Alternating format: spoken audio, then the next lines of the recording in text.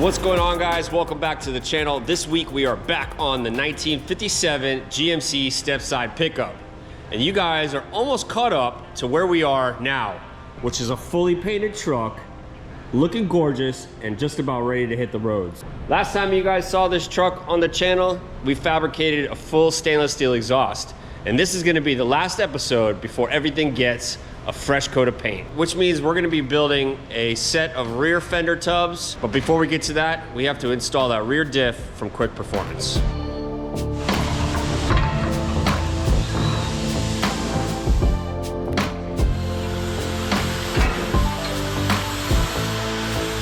All right, so start blowing out, clean this out. As you can see, I just want to get some of this dust out of here. Any debris from all our grinding, started to grease in this area.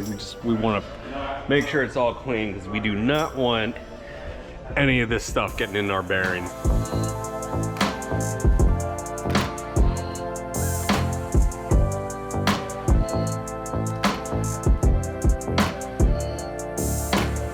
I went ahead and put our gasket compound on there, and next thing I got to do is muscle this big sucker pumpkin and smash it in there.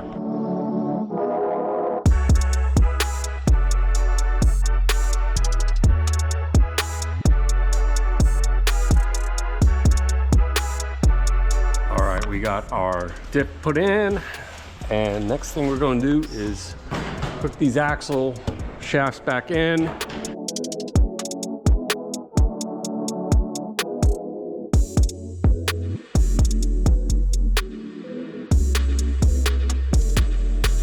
So we tried putting our axle shafts in.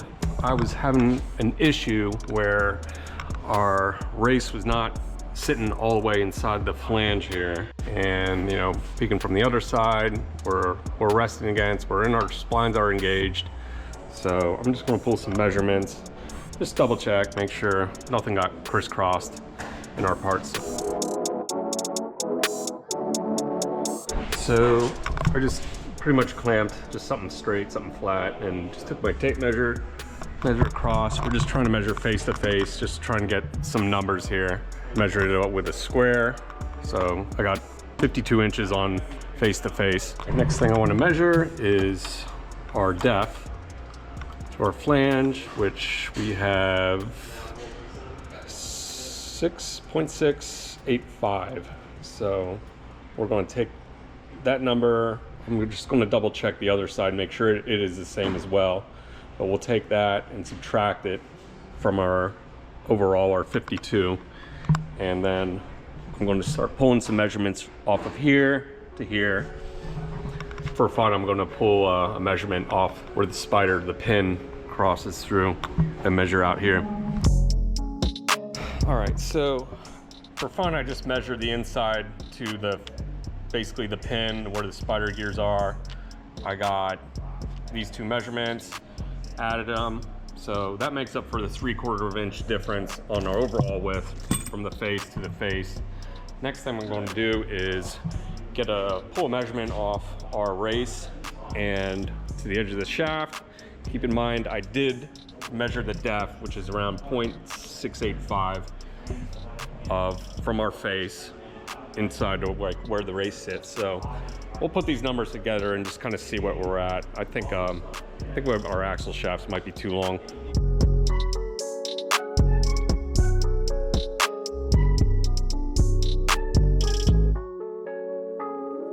All right, so after a little fidgeting, I was able to get this side in and clamp down. The other side, the passenger side, it was issue I was having was this was binding and it's still not going in, and I didn't want to damage the seal or damage everything else. That's why I always like to double check the measurements, and I didn't see any problem with the mat. So I looked at it again, I was like, these have to fit. So we got the driver's side in. I'm going to focus on the passenger.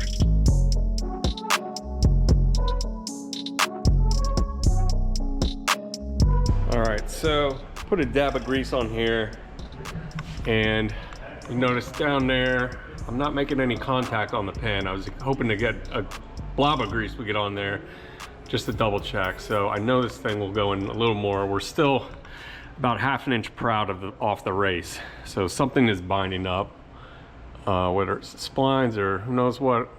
Well, but we'll figure it out. We got the driver's side in, so we're almost there. Did some more measuring. Again, this is our original, like our depth to like the end of the spline on the inside where you hit the spider gears, and then the start of the spline. And this is our difference here. And then I measured this engagement of the spline. So I'm about a ¼ inch off, which is how much more I need to go. So the math is correct. Must be something with the splines, or I'm not sure. I even loosened the carrier, the whole thing, just to see if there's any wiggle room or something might be bent, but I'm feeling maybe splines are messed up. We'll see.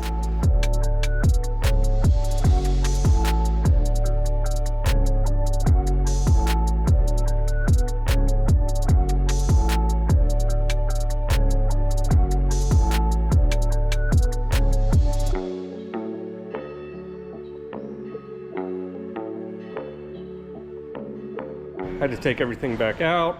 Basically took a measurement of the face of the inside of the race off of that, and then I measured off our housing and found out that we are a ¼ inch short than what I have there.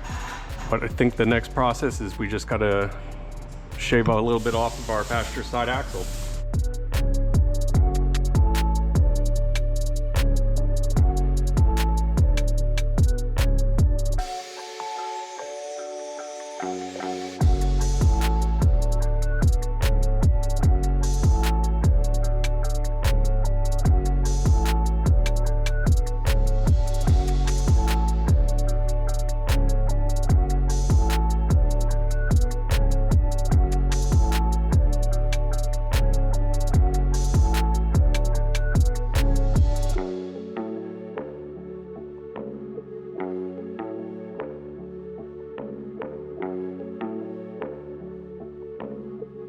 We got our whole axle assembly bolted up, and we got it mounted flush against the whole housing before it stuck out about a ¼ inch. So whatever happened, whatever the case was, just trim a little off of this, who knows.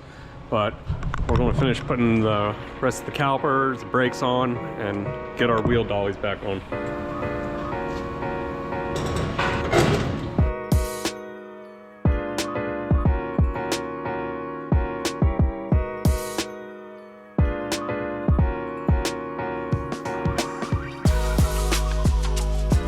All right, we got our whole rear put together. We just wanted to take this thing out just to double check, make sure nothing was damaged or broken with the axle shaft. But in this case, not everything is 100% bolt-on in this industry. So sometimes you gotta make some modifications.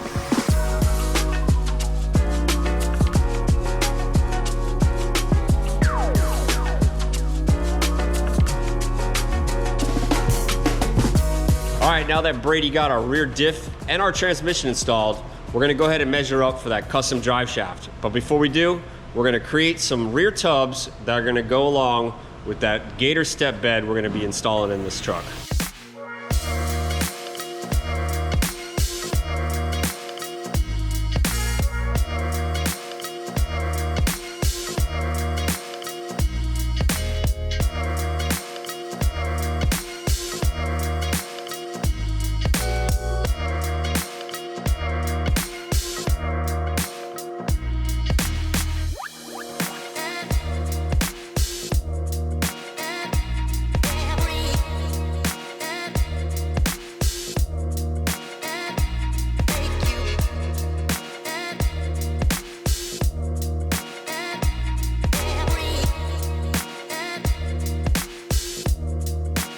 All right, I got my fender for the 57 GMC mocked up. Right now I'm just going to start with maybe like 3 tacks, one in the middle, one on the sides.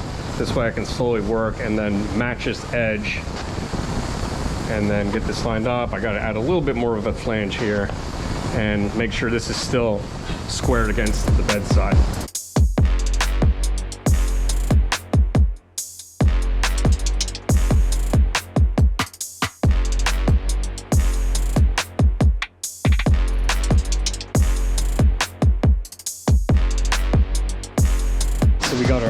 passenger side guinea pig wheel tub in.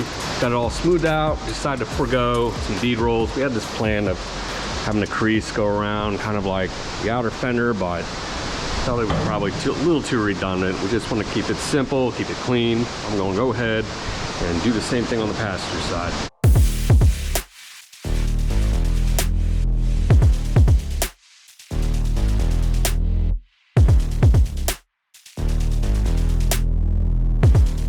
So I got all my curves all tacked up. The next thing I got to do is make the side piece that goes in here, and I'm just going to go ahead and add extra so I can break that lip. I wanted to bring it in as much as possible so I would have less distance to weld around. So I'm going to lay this out and cut it out on the plasma.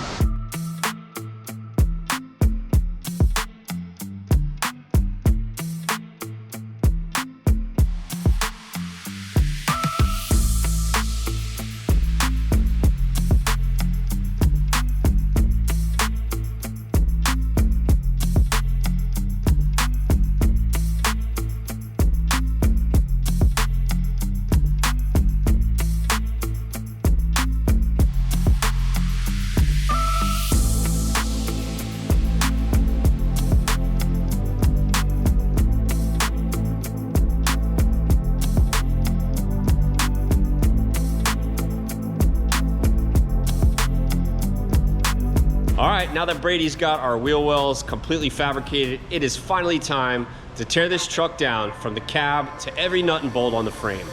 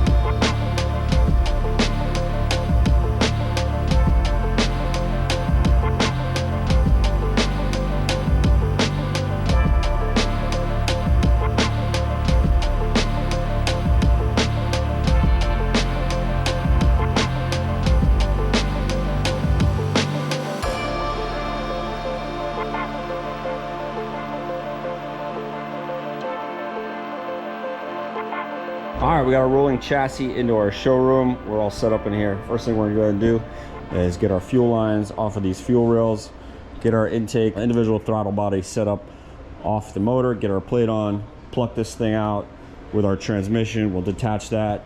I'm not so sure we're gonna be keeping this monster green, but either way, we're gonna take the motor and the transmission apart, get this thing up in the air, start taking apart all the suspension, bagging up all our bolts, all our fuel lines, our brake lines, listing what we're going to be coating and what we will not be, start taking stuff apart and getting it all ready. So let's get to it.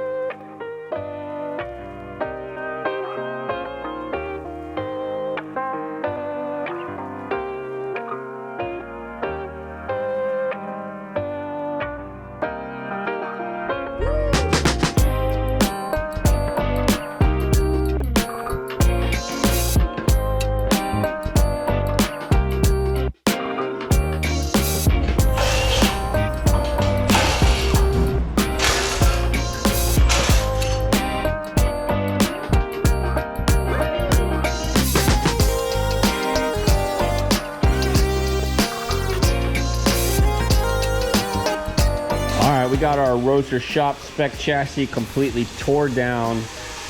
There are a couple things that I kind of noticed as I was doing so. Our bracket here for our Heim, for our steering components, is not welded on, it's just tacked, so I got to get that. Also, our fuel line had these little clip brackets that we use drive screws. Maybe Andrew was doing that temporarily, but probably gonna go ahead and drill these out and add a riv nut, either that or tap the actual frame and use some kind of bolt instead of a self-tapping screw, because those will fail eventually, and you know, the inner fuel line could be hanging on the ground. So it's like 1, 2, 3, 4, 5 or 6 little holes we'll have to take care of, weld that up, and then we're just gonna go around and start cleaning up the chassis a little bit, sanding it down, maybe cleaning up some of these welds a tiny bit. Not gonna go too crazy. When it's all said and done, you're not gonna see much of this chassis, so we'll just put a little love into it and get this thing ready for some primer. Our rear end is off. Gonna get these brakes off, pull our axles, tape off anything we don't want to get paint on, and then yeah, get all this sprayed hopefully at one time. We got everything kind of laid out. Our brakes on our sway bar will not get painted, neither will our steering rack. Our coilovers will stay. Possibly may get these powder coated, not sure. This can stay black. This needs to get painted. So a couple things, we got to pull all of our bushings out of our control arms, and yeah, one step closer. Got all our hardware bagged and labeled. It's really important when you're taking apart stuff. It just makes it so much easier when you're going to final assembly. So we'll get all this stuff put in bins, get this stuff put in bins. Anything that's not getting coated, everything that's getting coated, we'll all do so. We got all of our brake lines over here, our fuel line, our transmission lines. We have our individual throttle body. I'm probably gonna put a little love into this cast part down here. Possibly either paint it, or it might be look pretty good chromed, I don't know. So I think a chrome or a shiny would kind of go nice with some of this stuff. Probably just gonna go ahead and leave the block and all this stuff black.